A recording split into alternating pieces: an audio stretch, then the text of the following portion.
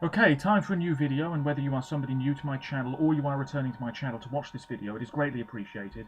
As always, I'm filming this video in one go, so if I stumble over my words moving forwards, I apologise about that, and also if the quality of this video is fairly poor as well. If there's any lag, anything like that at all, sadly it cannot be helped, and hopefully it is not too much of an issue for you. This is yet another Eurovision 2022 related video here on my channel, and another instalment in my sporadic series titled What We Know So Far, where I pretty much go through everything we as Eurovision fans know at the current time about the upcoming contest. And of course, this year's contest will be the 66th edition, and it will be staged 2 months from now in Turin in northern Italy. A couple of things to mention before I get into the main point of this video. As always, you can check out links in the description to my other social media pages if you so wish. And I also want to say a massive thank you to all of the new subscribers over the past few weeks. It means a great deal to me. This is just a hobby, but it is still nice, nevertheless, to see those numbers go up, so I really appreciate it. Also, my desk has been moved to its original position when I started this channel. That is because I'm having new shelves put in my room, and at the moment things are a little bit of a mess. But this is how videos are going to be, with this stuff behind me, for the foreseeable future. So hopefully the quality isn't too bad, as I said earlier, and this is the best I can do. With that being said, let's get into the main point of this video. Feel free to let me know your thoughts, of course, in the comments below. What do we know so far? There'll be maybe 2 or 3 more videos like this as we move through the latter part of the 2022 Eurovision season. It is remarkable that as I'm recording this, it is the 28th of February, and we still haven't heard a single internally released song yet. It's remarkable. I don't think there's been a Eurovision season that I can think of where it's been this late before we've had an internally released song. So that's quite strange, and something tells me that it's going to be a very busy couple of weeks with songs being released left, right and centre, and announcements coming out of the blue. Anyway, there's no point going through all of the basic stuff that I've covered before. We know the venue, the dates, the theme, all of that. We know that pre-recorded backing vocals will be allowed once again. I'm not such a fan of that, but it seems as though it's here to stay. We know the semi-final allocation draw. The exact running orders will be announced probably at the end of March, so a month today we will know who's opening and who's closing, I would assume. And of course the running order is determined by the producers of the show in cooperation with the EBU, just to make sure that it's fair and that there's a nice flow to proceedings.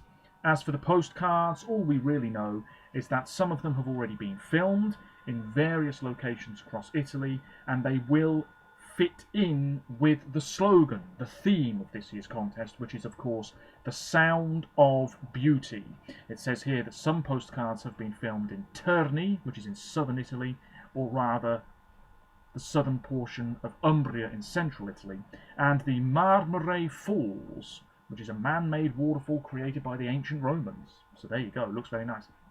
So, let's go through this. There'll be a lot of waffling, so bear with me. The first semi-final will be on Tuesday the 10th of May. 17 countries will participate, they'll all vote, alongside 2 of the automatic finalists, France and Italy. Of course, Russia were supposed to be competing in this semi-final, but they have been booted out by the EBU, after pressure from several of the broadcasters, it would appear, because of the ongoing conflict with Ukraine, and I think this was absolutely the right decision.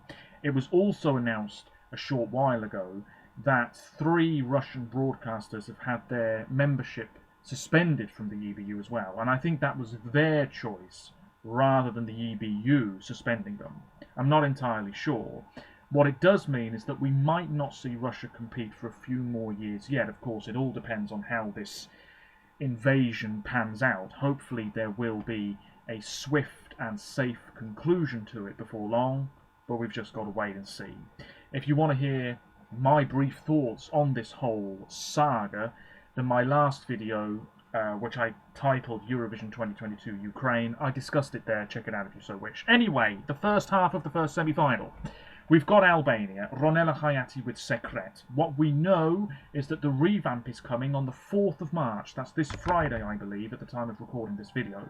The lyrics will be in English, Albanian, and Spanish. And I believe Ronela has teased a little bit of the revamp on social media. I've heard nothing myself. Of course, she won FIC, the Albanian selection, just after Christmas last year, months ago now, so the song really has been in our heads for a very long time. It still is very well thought of. You know, usually some of the earlier released songs, some of the earlier selected tracks for Eurovision, they sort of fade away into the background a little bit over the coming weeks and months. But Albania, it's still right up there in a lot of people's rankings of all of the entries that we know so far. This is qualifying. I don't see any situation where it doesn't go through. It could be a show-stopping performance in Turin, and it would be the 4th final in a row for Albania as well, I think, which is also quite impressive. We then have Bulgaria, Intelligent Music Project with Intention. This was the first song for this year's contest that was announced / released. Nobody's really talking about this. There was a bit of buzz a few days ago when the Bulgarian delegation, or whoever it was on social media, teased some sort of announcement, and a lot of people were getting very excited, thinking that Christian Kostov was going to be back and teaming up with this supergroup. But it seems as though that was somebody playing a prank on us. If that had turned out to be true, I don't think it would have excited me too much, because Christian Kostov's entry in 2017, to me at least, is one of the most overrated runners-up we've had for many a year. But anyway, Intelligent Music Project is a bit of a supergroup. Stoyan Yankelov, been at Eurovision twice before, he's part of this group. But to be honest, as much as it's an okay song, it just doesn't live long in the memory. A lot of people are expecting this to struggle to get many points at all. I sort of agree with those individuals. It's not looking too great this year for Bulgaria. And we expect high quality from this country now. You know, we've had Polygenova, Christian Kostov, we've had Equinox, we've had we've had Victoria, of course, and she was the favourite to win in 2020 before the pandemic came along. But this year, disappointing, it has to be said. Then we have Latvia. The national final supernova was a few weeks ago now, and Citizeni came out on top. It says here that there are 6 members of the group. They are a hip-hop, pop, rap group. Citizeni translates as Other Boys, just for the record. They formed in March 2020 at a songwriting camp. They've released 1 album to date, which translates as Dogs Take to the Streets. And they won Supernova quite comfortably, it has to be said. They won the public vote, which isn't really a surprise, but they also won the jury vote, which really does surprise me even to this day. Aminata, the 2015 representative, was the runner-up with I'm Letting You Go. She had to perform remotely, and that was a terrific track. You know, nothing original, but it would have been a very credible entry for Latvia with the contest. It may well have got them into the final at the very least. And Bujans with He, She, You and Me, another sort of novelty-type track, finished 3rd. My favourite was Raum with Plans, but he finished in 9th place. And another great song by Patrick Peterson was knocked out in the semi-final. So yes, 50,566 votes for Eat Your Salad. And we've all heard it, you know, eat your veggies, going green is cool, blah, blah, blah. There's a somewhat positive message to the song. But it's another one of those entries in Eurovision that you can't really take that seriously. And thinking ahead to Turin, is this really going to get a lot of love? Maybe from the public, but I can't imagine the international juries are really going to adore this one. But we wait and see.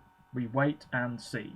As for Lithuania, another Baltic state, Pabandom Ishnaujo, which I am pronouncing incorrectly, that concluded several weeks ago in mid-February, and the winner, and the clear winner, was Monica Liu with Sentimental. She received the top marks from the voting jury, the top marks from the public, 24 points in total, and she will head to Turin. Sentimental's a very interesting track. It feels very un-Eurovision, to be honest with you. It's sort of jazzy, slinky, bluesy, you know, all of those sorts of terms. Monica's a very engaging performer, but I'm still not really sure where the love is going to come from here. It seems as though a lot of people really do love it. I'll be honest, it's my least favourite track of the year. But that doesn't mean that I really dislike it. I can appreciate this for what it is, and if anything, seeing the performance 2 months from now in Turin is going to make me appreciate it even more. That's usually the way things go. The runner-up was Augusta Vedrickaite with Before You're 6 Feet Under. That was a bit more of a rock song. And then third was Lolita Zero with the rather moody, strange Not Your Mother. I like Ruta Loop. She was fourth. The Eva Zasimauskaide, the 2018 representative, was seventh with I'll Be There. Very nice song. But yes, Monica Liu. It says here that she is a 34-year-old and... yeah, she studied in the USA and London. She lived in London. She's been a judge on The Voice Lithuania and a jury member on The Masked Singer in her homeland as well. 3 albums. Sentimental has gone to #1. So, yeah, things are going very well for her at the moment. But I just don't really see where the points are going to come from. Enough points.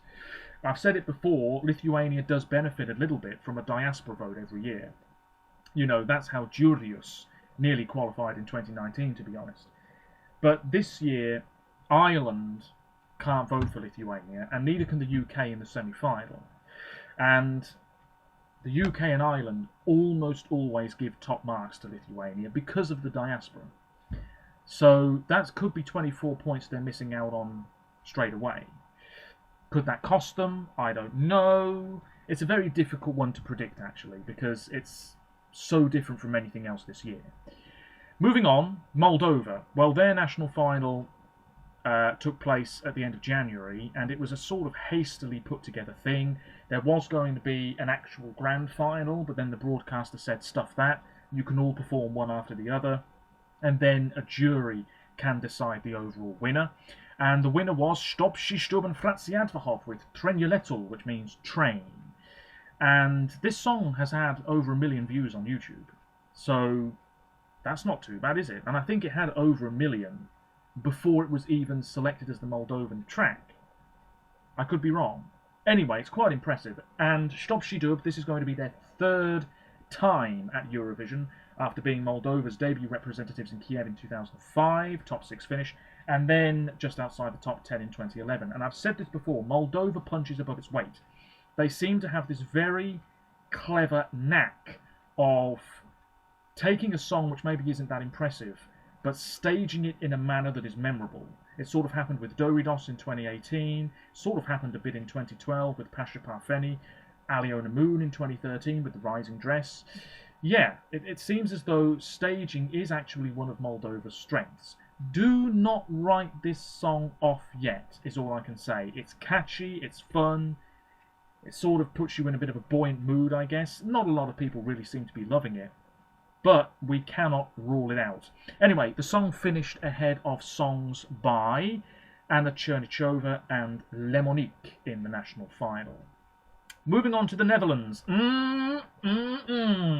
Smell that quality because it's coming our way. Ace Teen. Her song is going to be released on March the 3rd, which is this Thursday. Can't wait for it. It's being premiered at a cinema, a very swanky cinema, in Amsterdam. There's also going to be some sort of radio show documenting her journey regarding Eurovision 2. Can't wait for it. It's going to be the first Dutch entry in Dutch since 2010. Ace Teen, Steen den Hollander, beautiful woman. There's been some sort of promo photos released as well, teasing the release of her song, and they just look great. She's 21, an up-and-coming musician, born in Aberkerk, and she's had 2 albums, 3 EPs, a whole bunch of singles, including Hoop, Love Equals Drugs, Maria, Dark Room Filled with Flowers, Adam You're In, which is a tremendous track, seems to be her biggest hit so far.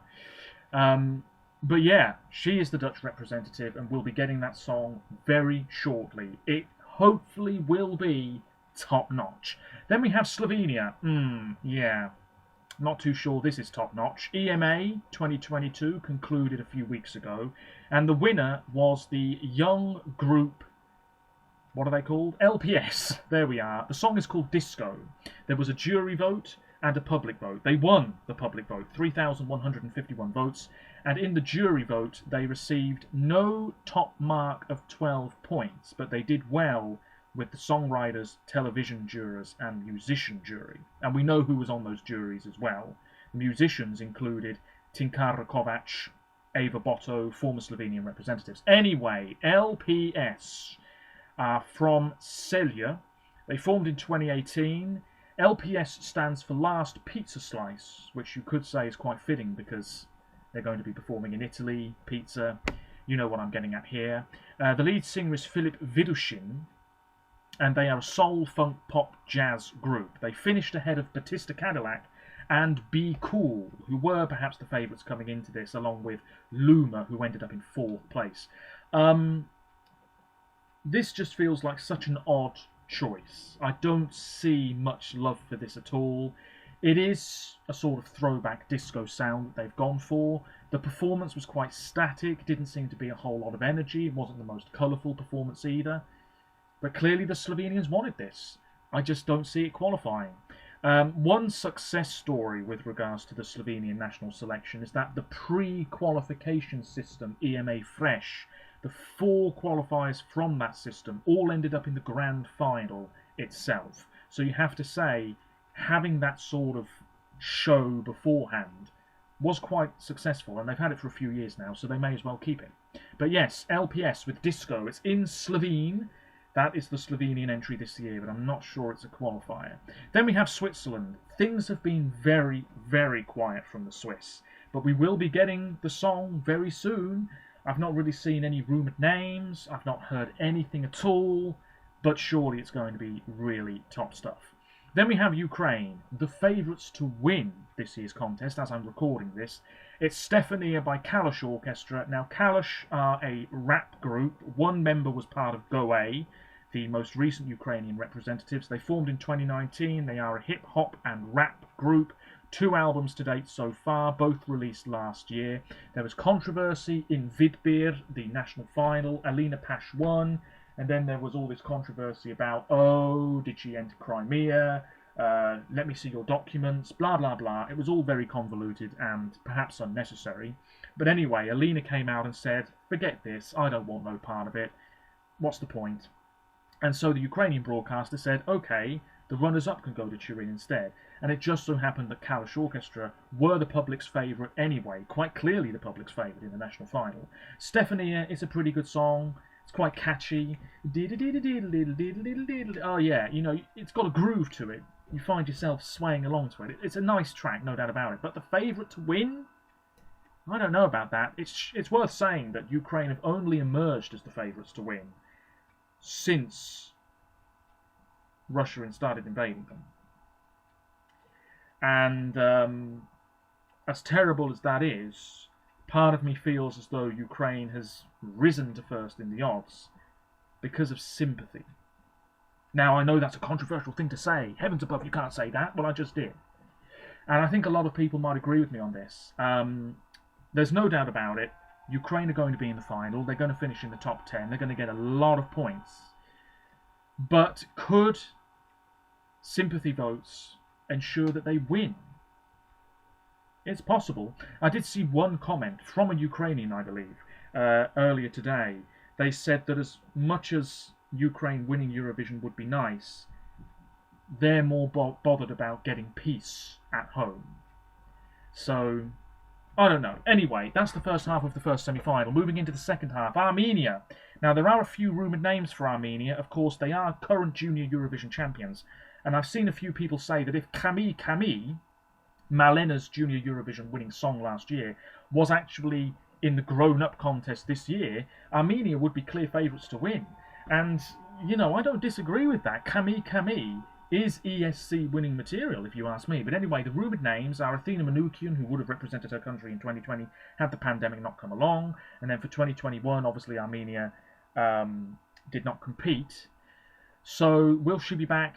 I don't know. It would make sense. We've also got Saro Gevorgian, who won a talent competition called New Wave last year. He's 23. He was a backing singer for Serbuk in 2019. I wouldn't be surprised if it is him, because a lot of backing singers do end up going front and centre later on down the line. Also, Kamil Show, which is a drag act. The performer's name is actually Arsen Grigorian. You might remember Kamil Show being in the Armenian selection a few years ago with Puerto Rico. Very colourful, very striking, very flamboyant. It could be them. It could also be Rosa Lin. And I've got a... well, I'm just waiting for it to load up. But this seems like the more likely choice. Rosa Lin, Rosa Kostandian. Yeah. She's part of a music collective. Beautiful woman, seems quite young. Don't really know anything about her, but it seems as though she might have the edge over the other names that I've just mentioned. We'll be getting more details soon, of course. Then we have Austria. We know the act, we know the name of the song, it's Halo. The artists are Lumix, Luca Michimeyer. He's about 20 years old. He's had huge hits in Central Europe, all over Europe, it's fair to say, apart from in the UK. Millions of streams. He had a song called Thunder last year, which did very well in Belgium and Norway. He had a hit several years before that called Monster, which did okay in Germany and Belgium. But yeah, he's had a lot of songs, gold and platinum hits in his homeland. So on name alone, it's quite a big deal. Anyway, he'll be teaming up with Pia Maria, who is about 18 years of age. She's from Tyrol. Don't really know too much about her, but their song is called Halo, and we'll be hearing it pretty soon. Austria, I've said this before, their form in Eurovision is very up and down. There doesn't seem to be a whole lot of consistency. But you never know, this could be something really special. I'm expecting it to be very up-tempo. Then we have Croatia. Dora concluded a few weeks ago. The winner, quite comfortably, Mia Dimšić. Comparisons have been made to Taylor Swift. 257 points. The clear winner. 20,000 votes from the Croatian public.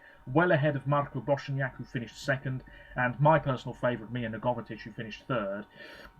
Guilty Pleasure, it's a fine song. It was performed very simply. There was a male dancer with her, and if anything, I'm not sure he really needs to be there, but it ties in with the storyline of the track, if you see what I mean. It's very gentle, very relaxing, very sweet. Is it high impact enough? Certainly not. Will it get Croatia into the final? Well, maybe now that Russia are out, there is a place for this song in the final. I don't know. Let me know your thoughts on that. Won the jury vote as well.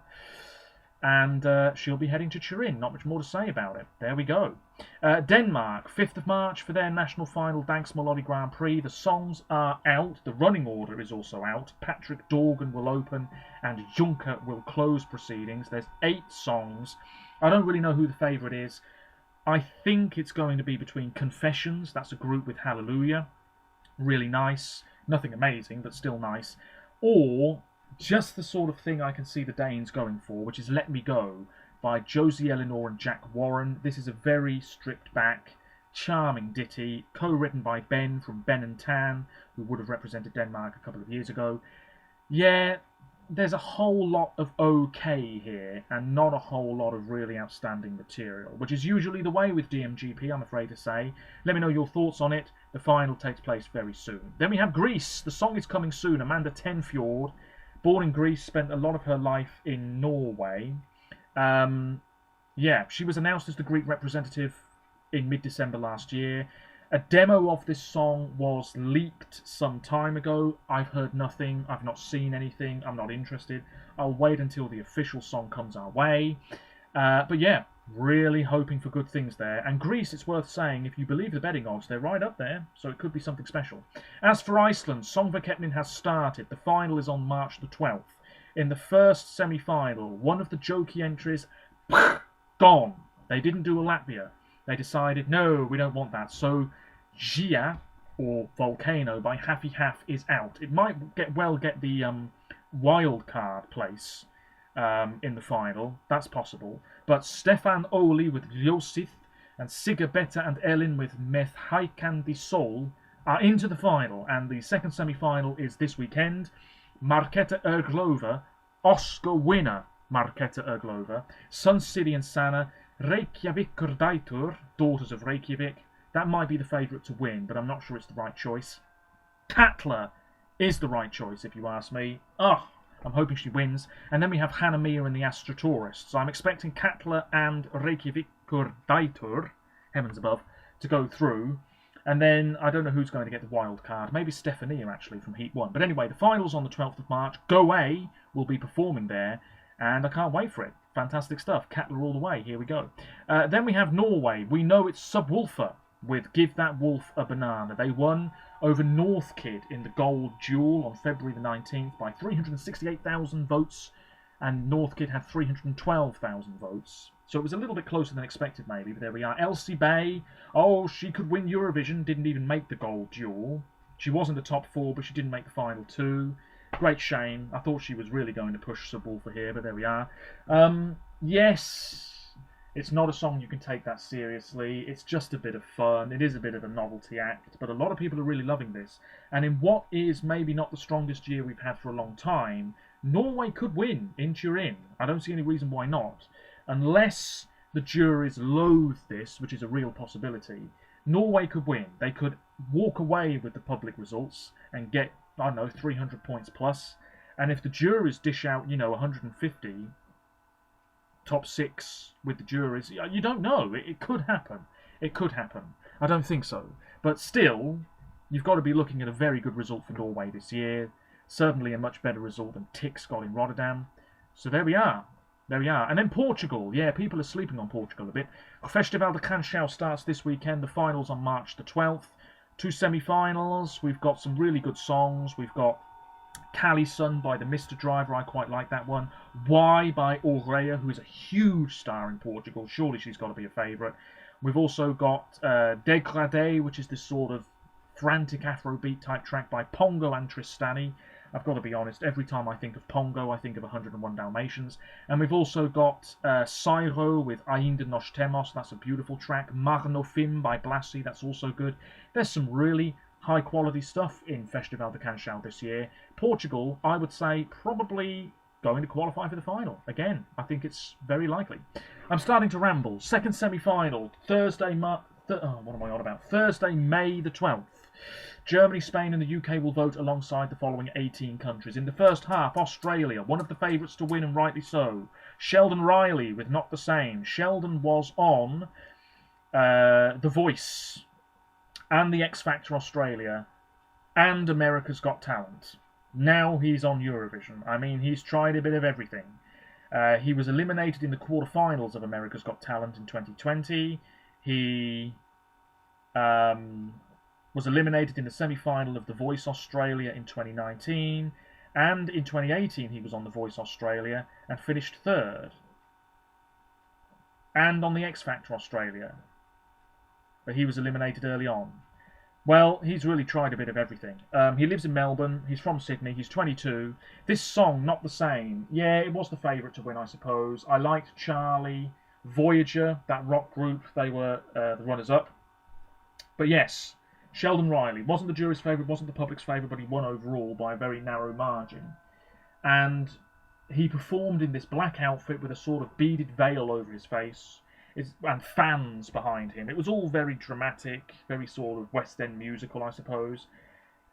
The song builds up nicely. He's got a great voice and he removes that veil near the end, and he's very emotional and you can really hear it in his voice. He's really belting it out.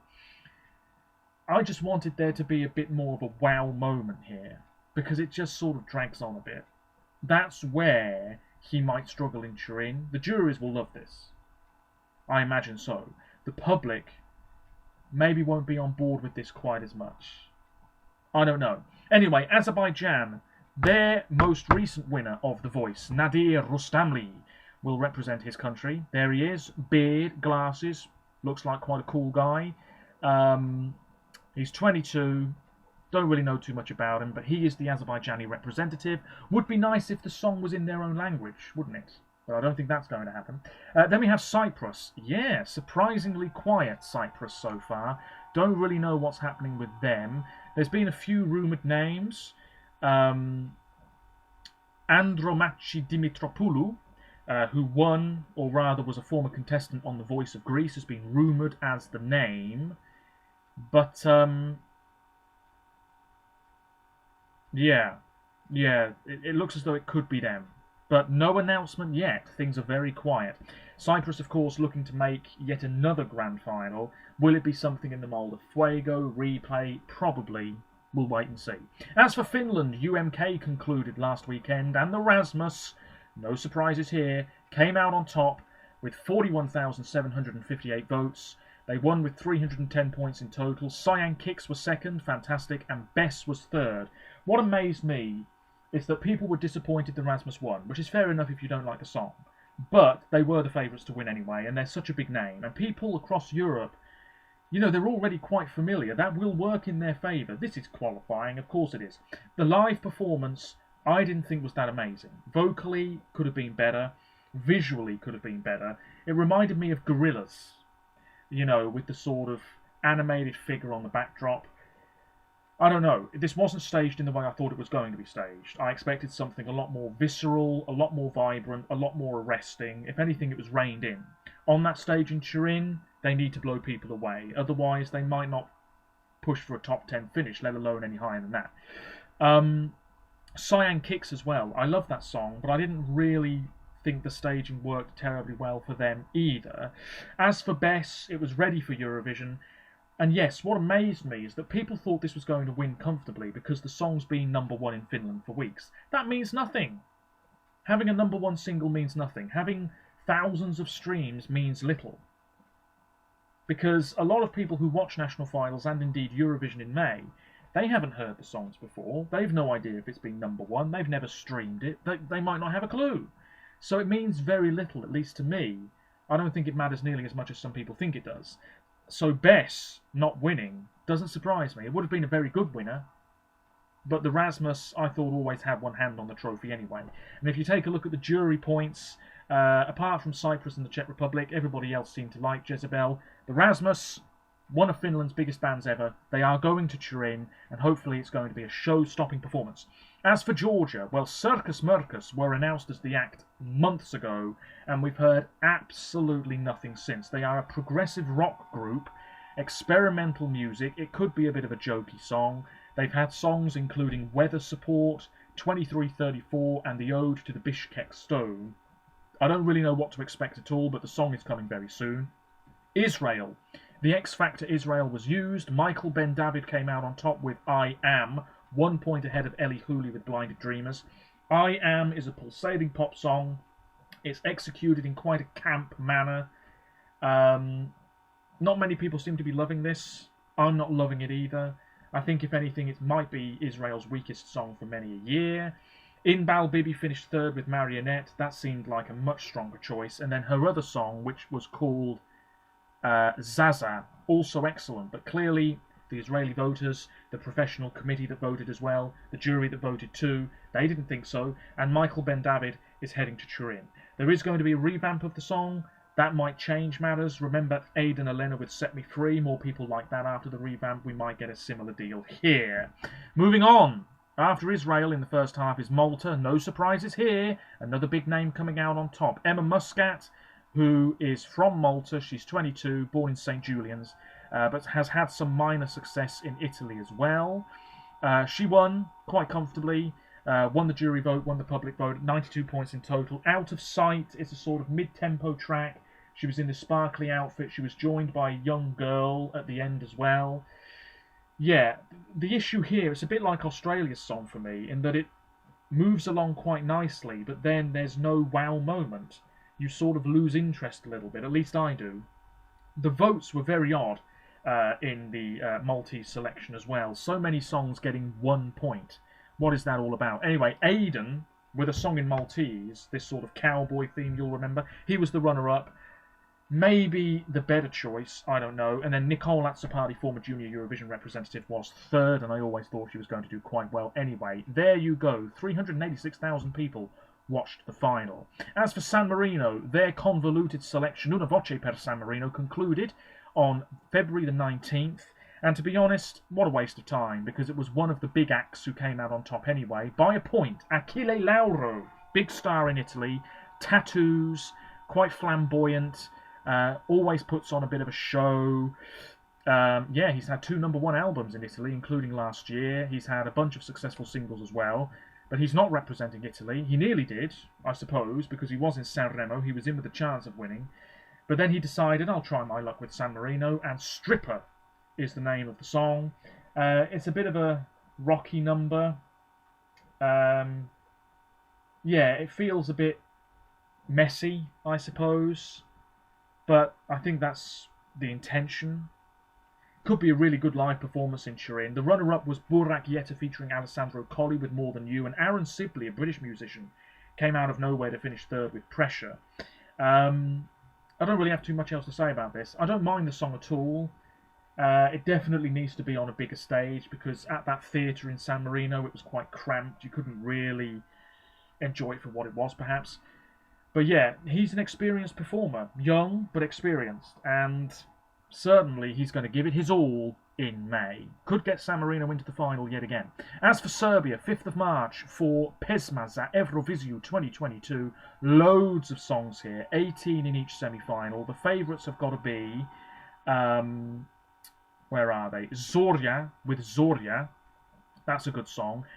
Also Sara Joe with Mushkarchina. She was part of Moje 3, the Serbian representatives in 2013, didn't qualify. She was actually born in Rome, in Italy, 28 years of age. That song seems so interesting. It could be a very, very standout performance. There's obviously other names, loads of other names. Tiana Dapčević, the North Macedonian representative in 2014, is involved with Ljubi Dojevka. I'm pronouncing that incorrectly, I do apologise. Dusan Svilar, he's been involved a few times before. You've also got people like Sanja Bogosavljevic, Aka Lukas, Biber, Uterpa. There's some good songs, but really, it's Zorya or Sara Joe. And don't be sleeping on Serbia this year, because they could be on course for a very good result. In the second half of the second semi-final, Belgium, we're getting the song on the 10th of March. Jeremy Mackis was announced as the artist ages ago. 21 years of age from Antwerp, also a footballer. He won the Voice Belgique last year. And I'm expecting something soulful, really shows off his vocals, could be really fantastic. Then we have the Czech Republic. Their national final was ages ago. It was last December. We Are Domi came out on top with Lights Off, 21 points in total, just ahead of Elis Mraz, and Judy with Jezinki, which I think has been long forgotten, but that was such an interesting song at the time. This could be a really, really good live performance. I think the Czech Republic are going through, no doubt about it. Might actually do really well. Remember Lake Malawi did very well with the juries. Maybe this will have a similar effect. Estonia, Eestilal concluded a few weeks ago, and unsurprisingly Stefan came out on top with Hope, which is this sort of Wild West type pop song. He's tried many times to represent Estonia. He's finally going to get the chance to do so in Turin. He won with 35,681 votes, ahead of Minimal Wind and Elizabeth Tiffany. What to make of this? A very low-key, jazzy track.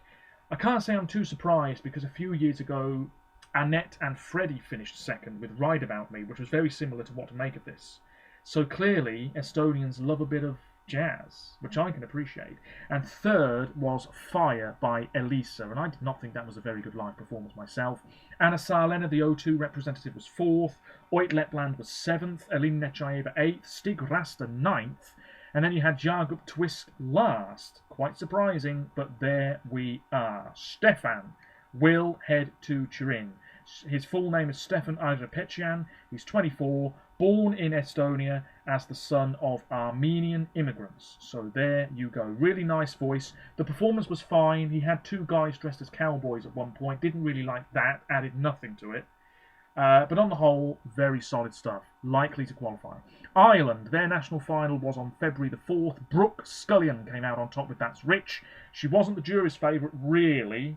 Not in the studio, at least. But the public loved her. 28 points in total. She's heading to Turin. This is good. It's sassy. It's pop. Didn't like the performance at the national final where she was sort of wearing pyjamas. Scrap that idea. Change the staging. Sing it well. Could be on course for something very good. Janet Grogan was the runner-up. And Miles Graham was joint second as well. So there you go. Moving on. Montenegro. We're getting the song, yes, on March the 4th. And on January the 4th, the artist was announced. It is Vladana. The song is called Breathe. Vladana Vucinic is 35. Yeah, beautiful woman. She's had one album, but that was in 2010. Bunch of singles since then. I think it's an emotionally charged ballad. She's also going to be performing in Barcelona at a pre-party next month. Who knows? Nobody's talking about Montenegro, but it could be one of their best songs for a while. Then we have North Macedonia. People are sleeping on this. It's Andrea with Circles. She won Zaevrosong on February the 4th. Her full name is Andrea Koewska. She's 22 from Skopje. Her mother is a physician, fun fact. But she won narrowly on the tie-break situation where the jury had the final say. If it had been the public, we would have had Superman by Viktor Apostolovsky, heavens above. But instead, Andrea, who was the third favourite with the public, will head to Turin. Circles is a fine song. It packs a bit of a punch. We are getting a revamp, I believe. At least I hope so. Don't rule it out. Then we have Poland. Well, this is one of the favourites to win. Christian Ochman won their national final a few weeks ago with 51% of the vote. And the song is called River. He finished ahead of Paranoia by Daria and Unmute. Now, Christian, handsome guy, 22, born in Massachusetts. He won The Voice of Poland. Yes, he did, in 2020. His debut album charted at number 6. And, yeah, not much else to say about it, really. It's a really nice song, but again, is there a wow moment to it? I don't really know. His voice is very nice. The staging in the national final could have been a hell of a lot better, but of course, it doesn't really matter too much because you can work on that prior to the contest in Turin. Yeah, lots of views online, lots of people really loving it. Don't think it's a Eurovision winner, but it could be Poland's best result for years. Romania, well, when you boot out your strongest contender before the final even happens, you've got no chance. What a downgrade from Roxanne. Looks like yet another final in which Romania won't be involved. 5th of March for the national final. In the semi-final, it was a pure jury vote, and the clear public favourite in round 1, which was Malere by Iana, is out. Dos Svidania by Aris, out. 2013 representative Cesar, out. Lots of decent songs, out. Instead, in the final, we have the likes of Dora Gaitonovici with Anna, which is probably going to win.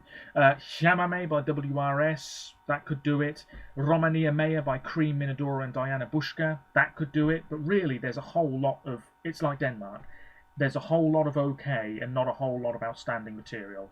Romania will do well to make the final this year, I'm afraid to say. And then we have Sweden. Well, I've been making videos about Melfest for ages. 2 more videos are coming soon, so be on the lookout for them. The final is on March the 12th. In the final, we've got the likes of John Lundvik. Don't rule him out doing well with the juries. Clara Hammerström. Not sure that's a winner, but definitely 2nd or 3rd in the final. Liamu, very slick, could be our winner. Robin Bengtsson. I don't see him winning, but it's a decent song. Anders Bagger. Well, if Sweden want to take a leaf out of the UK's book, that's the one to go for. But the hype, if that's the right word to use, is with Cornelia Jacobs and Hold Me Closer. What a wonderful song it is.